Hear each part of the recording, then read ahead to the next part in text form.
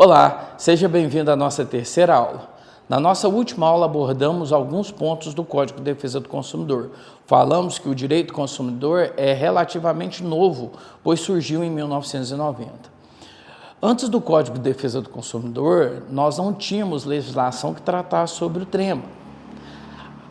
Galera, o direito do consumidor, ele surgiu ali a partir da ascensão do capitalismo. Falamos isso na nossa primeira aula, lembra? A saída ali a primeira revolução industrial, né? A necessidade de uma regulamentação, ou seja, a necessidade do Código de Defesa do Consumidor, ela se deu pelo fato do avanço da produção que houve. Por quê? Porque com esse avanço houve uma disparidade de força entre consumidor e fornecedor. E aí, galera, algumas empresas elas passaram a atuar de forma desleal, muitas das vezes por falta de conhecimento ou de vulnerabilidade do consumidor, mas sempre, claro, né, na busca de lucro acima de tudo. Bom, senhores, antes do Código de Defesa do Consumidor, as relações eram tratadas em pé de igualdade, e isso não nos parece justo, né? As empresas, sempre com um capital melhor, elas tinham uma junta de advogado, e o consumidor, muitas das vezes, se representava por si só, entendeu? Bom, pessoal, antes do Código de Defesa do Consumidor, antes nós temos essa mudança no modelo na relação entre consumidor e fornecedor.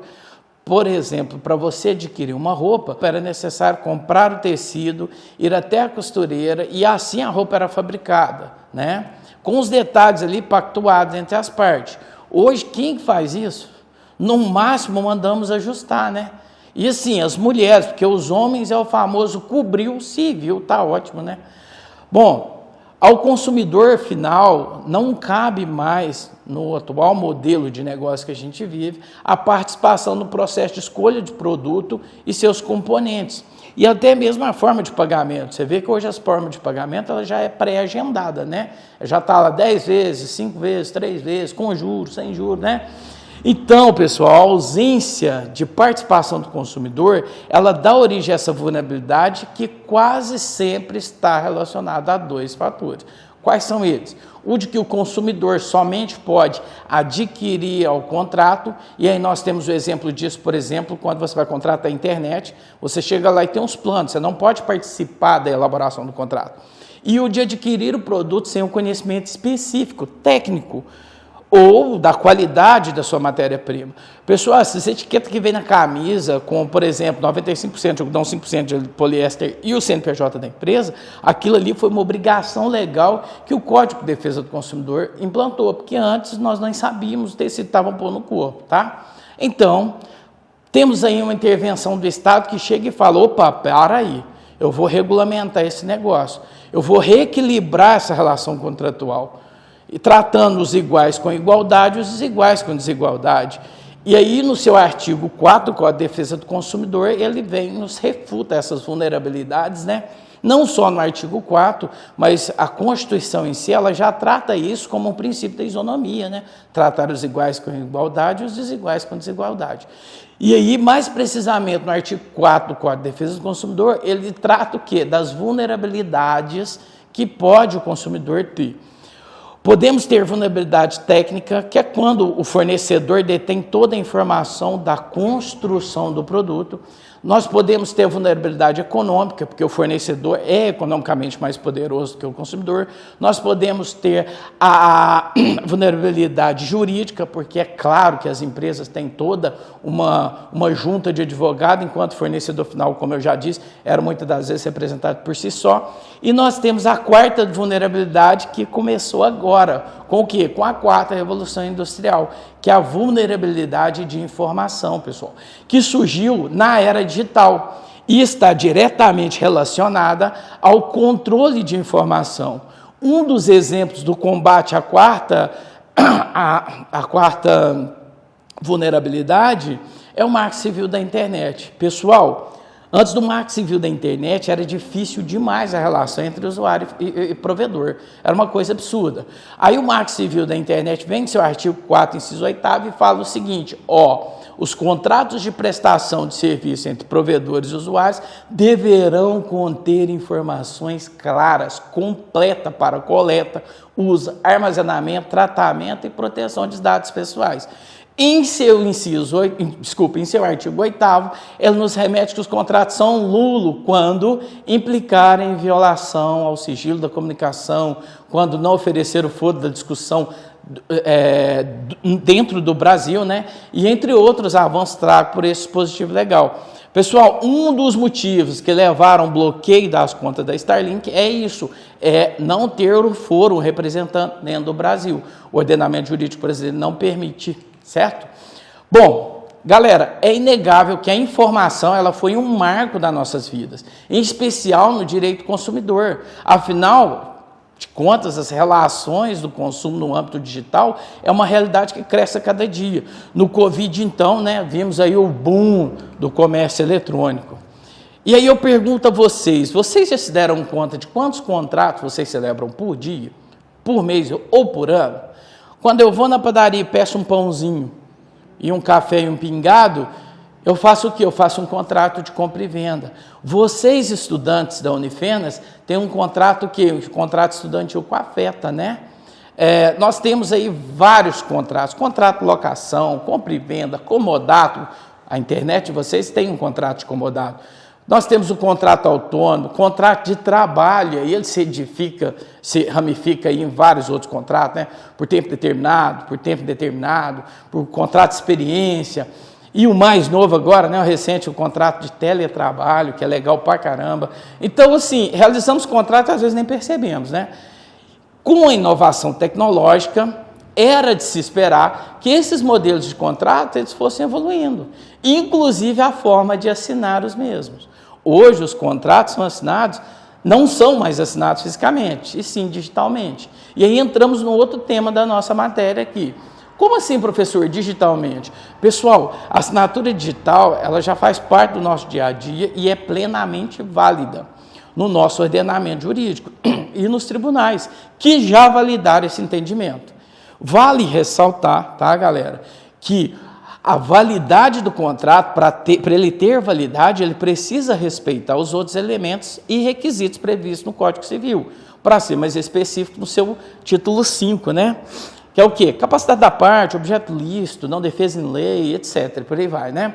Mas em se tratando do requisito assinatura, essa, galera, já pode ser digital, tá bom? Como se deu a assinatura digital? A medida provisória 2200, ela foi responsável pela criação da infraestrutura de chaves públicas brasileiras, chamadas de ICP Brasil.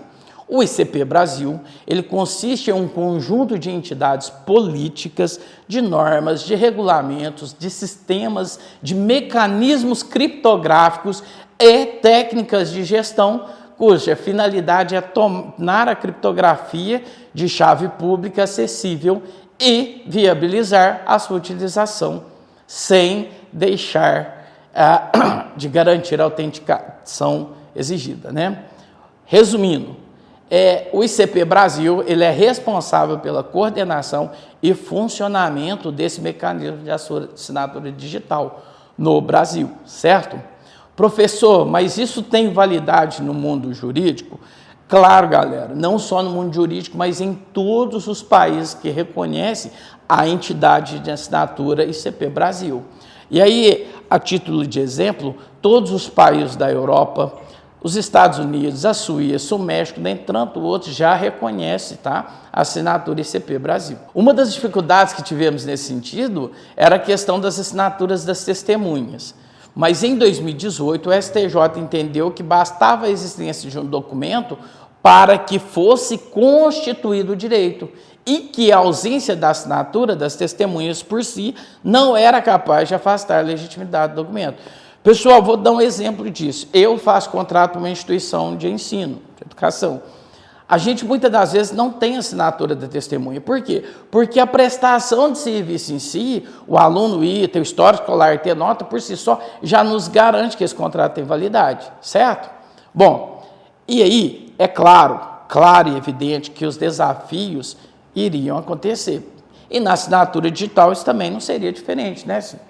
Mas vamos ser realistas, a assinatura digital, ela tanto no âmbito jurídico quanto no âmbito geral, ela é uma bênção.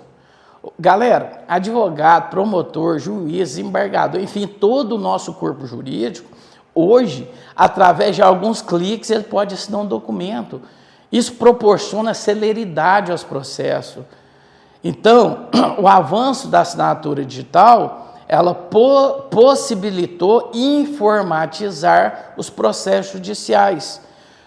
Pensem comigo, olha só, a medida provisória 2200, ela deu origem à CP Brasil, na data mais precisa de 24 de agosto de 2001, certo? Em 2006, nós tivemos o advento da Lei 11.419, que remetia à informatização dos processos judiciais. Ou seja, a assinatura digital ela vem antes da Lei de Processos Judiciais. Então, foi graças à assinatura que nós podemos ter o quê? A informatização dos processos judiciais. Mas, professor, eu já ouvi profissional falar tão mal do processo judicial eletrônico. Galera, para mim, quem reclama do processo judicial eletrônico é doido. Por quê? Porque facilitou muito a vida da gente. O prazo antigamente era até as 18 horas para você protocolar, agora é até as 23h59. Nós não temos mais os processos sendo retirados do fórum. O que o advogado pegava o processo, ficava com 90 dias, só devolvia o processo, galera, quando recebia, quando a secretaria intimava para ele devolver o processo, sob pena de busca e apreensão. Caso contrário, o processo ficava lá 90, 120 dias, não devolvia. Na minha opinião, o processo eletrônico é só alegria. Ah, professor, mas tem um problema quando está indisponível o sistema. Ô, galera, se o sistema fica disponível por mais de 60 minutos, ele gera certidão de indisponibilidade. E aí você tem o outro dia útil, 24 horas do próximo dia útil para protocolar. Então, assim, não me parece justo, com tanta regalia que a gente tem no processo judicial eletrônico, a gente vê um único defeito e é pená-lo, tá? Professor, quem que é o órgão que fiscaliza, que é responsável pela regulamentação e gestão da informatização dos processos judiciais? Bom, nos termos do artigo 196 do Código de Processo Civil, é o CNJ, tá? Mas, subsidiariamente, os tribunais poderão publicar resolução a fim de regulamentar até o limite do âmbito jurisdicional deles. Pessoal, o órgão responsável pela regulamentação e gestão da informação dos processos judiciais, nos termos do artigo 196 do Código de Processo Civil, é o CNJ, certo? E, subsidiariamente, aos tribunais são permitidos publicar resoluções a fim de regulamentar, sempre, claro, no limite, no âmbito da sua jurisdição.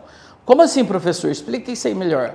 Bom, segundo a Lei 11.419, no seu artigo 11, quando for justificada a inviabilidade de digitalizar o documento, a parte tem que protocolar ele em 10 dias fisicamente.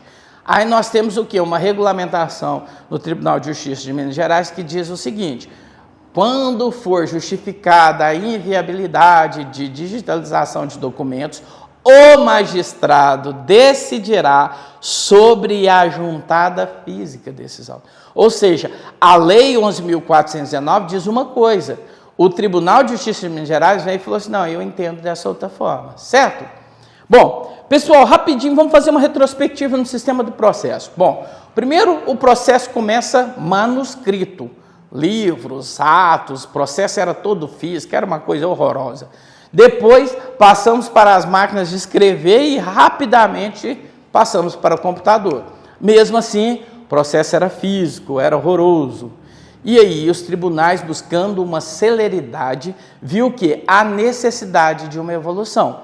E aí, tivemos o quê? A medida provisória 2200, e que instituiu as infraestruturas das chaves públicas brasileiras, né? Ali no ano de 2001, Logo em seguida tivemos o advento da Lei 11.419, que fez o quê? Aprovou a tramitação de processos eletrônicos e em 2015, para ser mais exato, no dia 16 de março de 2015, nós tivemos o novo Código de Processo Civil, que trouxe grandes alterações na prática de atos processuais por meio eletrônico. Isso, galera, conferiu mais poder ao processo eletrônico. Bom, que evolução, né, galera? Tivemos aí com o processo eletrônico, economia com gasto de papel, tivemos aí sustentabilidade ecológica, né? Tivemos a diminuição de espaços físicos. Antes, os tribunais tinham que alugar casa para poder guardar os processos.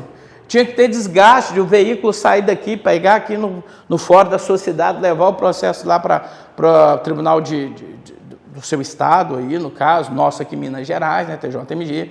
Então, aí tivemos a economia aos cofres públicos, facilidade na tramitação do processo, com cada parte no local diverso, que ajuda muito. E aí, pessoal, na minha opinião, o mais gostoso, trabalho remoto, de juiz, promotor, advogado, defensor público, ó, daqui para cima, terno, paletó, gravata, daqui para baixo, bermudinha de cetim, isso é maravilhoso.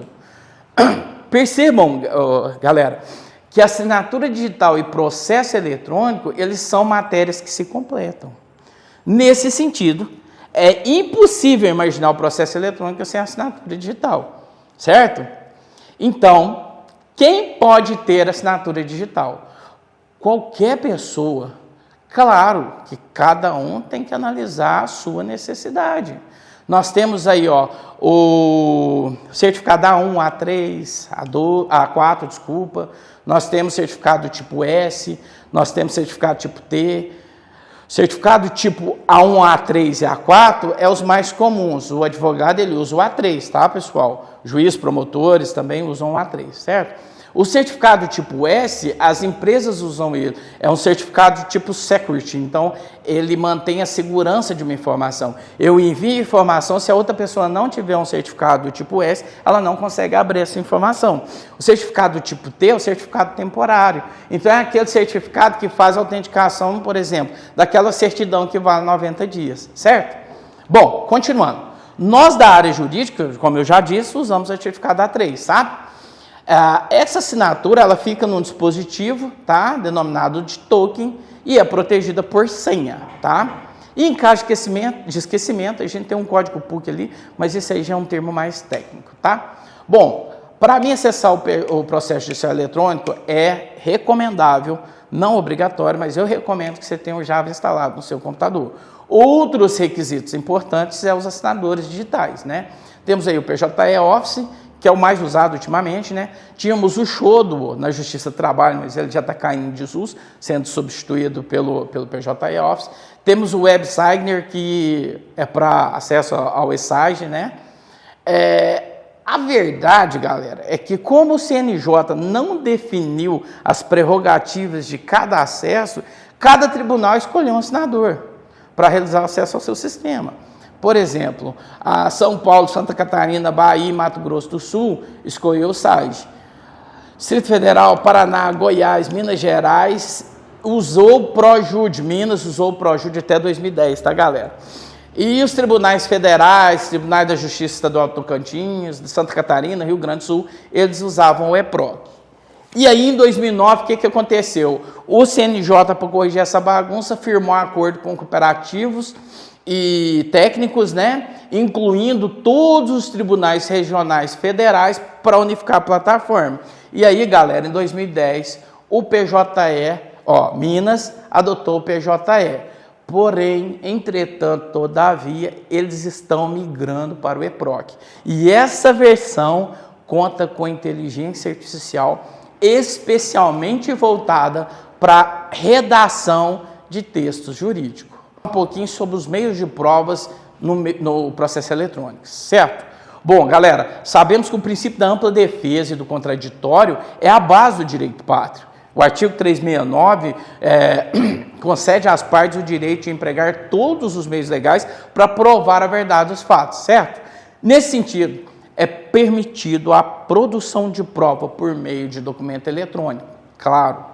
Porém, deverá ser analisada a forma de se verificar a autenticidade daquele documento, podendo ser contestada, claro, sua autenticidade e até mesmo requerida a perícia, né, quando permitido em juízo. Cuidado, galera, juizado especial não tem perícia, então se você está pensando em uma perícia, não entra no juizado especial. Bom, encontre-se positivado na medida provisória 2200 o mecanismo para garantir a autenticidade, integridade e validade jurídica de documentos em formato eletrônico.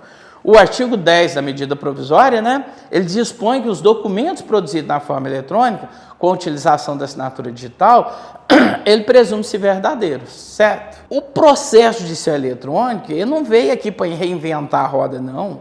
Os documentos juntados no processo eletrônico, ele tem o mesmo valor probatório que os documentos físicos, não mudou, não. O rito de impugnação é o mesmo que era utilizado no processo físico. Em caso de alegação de falsidade do documento ou de preenchimento abusivo, o ônus da prova compete à parte que arguiu. Já quando impugnação ou autenticação do documento, opa, esse documento é falso, cabe à parte que produziu o documento o ônus da prova de comprovar sua veracidade. Então, assinatura digital, contratos, enfim, isso tudo é uma realidade do nosso universo. Hoje em dia, galera, eu uso contrato eu uso assinatura digital para tudo. Até para realizar contrato de honorários, assinatura digital. A evolução do direito digital é uma realidade em todas as áreas, pessoal. Isso é um fato. E quem dominar essas áreas, ele vai sair na frente, senhores. Isso aí é tão certo quanto o ar que eu respiro. Temos muitas áreas do direito digital em desenvolvimento. E eu espero, de coração, que vocês tenham captado quão promissor essas áreas se revelam. Certo, galera? Eu vou ficando por aqui, um forte abraço e até uma próxima disciplina. Sucesso para vocês, galera!